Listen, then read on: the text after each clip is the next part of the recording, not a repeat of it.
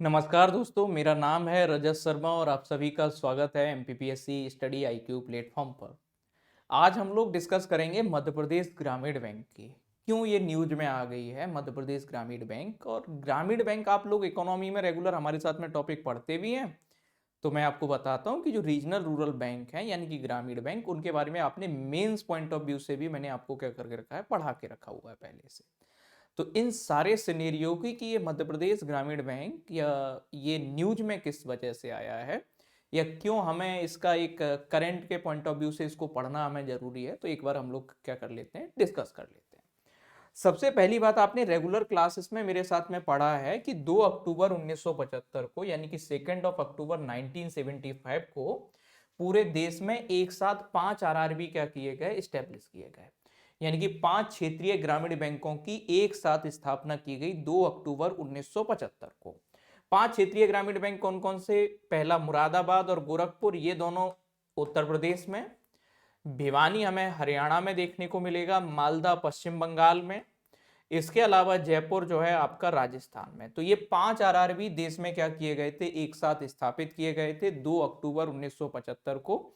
देश के सुदूर ग्रामीण क्षेत्रों में या रिमोट रूरल एरिया में बैंकिंग फैसिलिटीज को या बैंकिंग सुविधाओं को बढ़ावा देने के लिए या बैंकिंग सर्विसेज को प्रमोट करने के लिए आरआरबी का क्या आया, कंसेप्ट आया।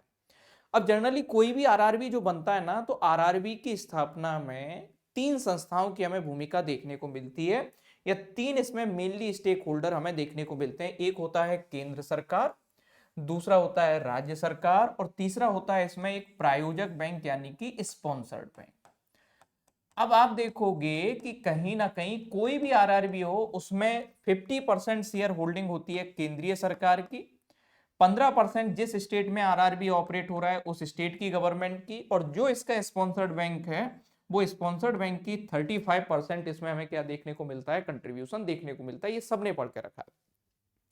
स्पॉन्सर्ड बैंक जो है, इसका जनरली काम क्या होता है कि जो भी आरआरबी है उस आरआरबी को क्या करना, फंक्शनिंग में सपोर्ट करना, मैनेजमेंट सपोर्ट देना, इसके एम्प्लॉय जो हैं या इसके जो भी कर्मचारी हैं उनको प्रशिक्षण देने का काम करना, या टेक्नोलॉजिकल सपोर्ट प्रोवाइड करना, तकनीकी जो वित्तीय क्षेत्र में जो तकनीकी जो सहायता है वैसी सहायता को क्या करवाना, उपलब्ध करवाना।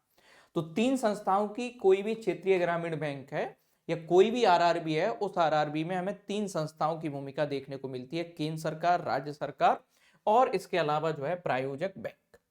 अब हमें क्या देखने को मिलेगा कि वर्तमान समय में भारत में कितने आरआरबी ऑपरेट हो रहे हैं, तो वर्तमान समय में कुल आरआरबी की संख्या है 43। मध्य प्रदेश में कितने आरआरबी थे, तो मध्य प्रदेश में 2 आरआरबी संचालन हो रहे थे, मध्य प्रदेश ग्रामीण बैंक और मध्यांचल ग्रामीण बैंक। तो मध्य प्रदेश में हमें क्या देखने को मिलेगा कि 2 आरआरबी देखने को मिलेंगे, मध्य प्रदेश ग्रामीण बैंक और मध्यांचल ग्रामीण बैंक। ये मध्य प्रदेश में 2 आरआरबी क्या हो रहे थे, ऑपरेट हो रहे थे। भारत सरकार ने अभी एक नीति अपनाई है और उस नीति के तहत one state one RRB policy को इंप्लीमेंट करना शुरू कर दिया है कि अब भारत सरकार ये चाहती है कि एक राज्य एक क्षेत्रीय ग्रामीण बैंक,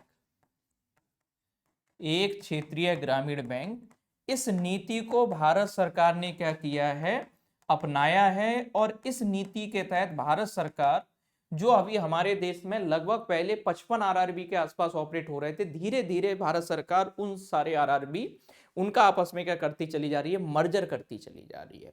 और अब सरकार की कोशिश ये है, भारत सरकार की, एक राज्य में एक ही आरआरबी क्या किया जाएगा, ऑपरेट किया जाएगा।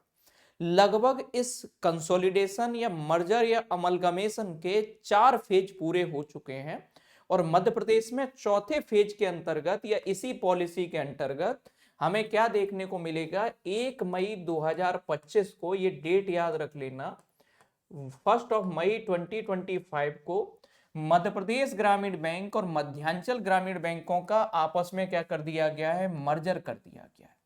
और आपस में इन दोनों बैंकों को विलय करके जो एक सिंगल आरआरबी बचा रह गया है, उस आरआरबी का नाम है मध्य प्रदेश ग्रामीण बैंक। तो ये एमपीजीबी या मध्य प्रदेश ग्रामीण बैंक, अब इसमें मध्यांचल ग्रामीण बैंक का क्या कर दिया गया है, विलय कर दिया गया है, मर्जर कर दिया गया है। मध्य प्रदेश ग्रामीण बैंक का हेडक्वार्टर कहां पर है, तो मध्य प्रदेश ग्रामीण बैंक का हेडक्वार्टर इंदौर में है। और इसकी स्पॉन्सर्ड बैंक या इसकी प्रायोजक बैंक कौन सी है, ये आपको याद रख लेना है, तो मध्य प्रदेश ग्रामीण बैंक की प्रायोजक बैंक है बैंक ऑफ इंडिया। तो आपको बस याद क्या रखना है, भारत में आरआरबी की स्थापना 2 अक्टूबर 1975 को भारत सरकार एक नई पॉलिसी लेकर के आई है, वन स्टेट वन आरआरबी। वर्तमान समय में पूरे भारत में कितने आरआरबी जो है ऑपरेट हो रहे हैं, 43 आरआरबी। मध्य प्रदेश में 2 आरआरबी हुआ करते थे मूल रूप से, अब उनका आपस में क्या कर दिया गया, मर्जर कर दिया गया है।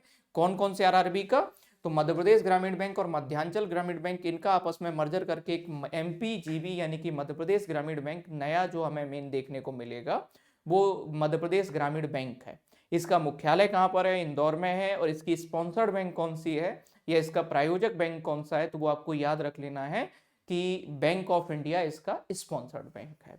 तो इस चीज को जरूर याद रखिएगा, ये करंट अफेयर है। दूसरा आपका जो बैंकिंग सिस्टम पढ़ते हो तो यूनिट 6 और यूनिट 8 दोनों के लिए आपका, दोनों के पॉइंट ऑफ व्यू से ये टॉपिक इंपॉर्टेंट है, इसको ध्यान रखिएगा। थैंक यू एवरीवन, बने रहिएगा एमपीपीएससी स्टडी आईक्यू के साथ। Thank you.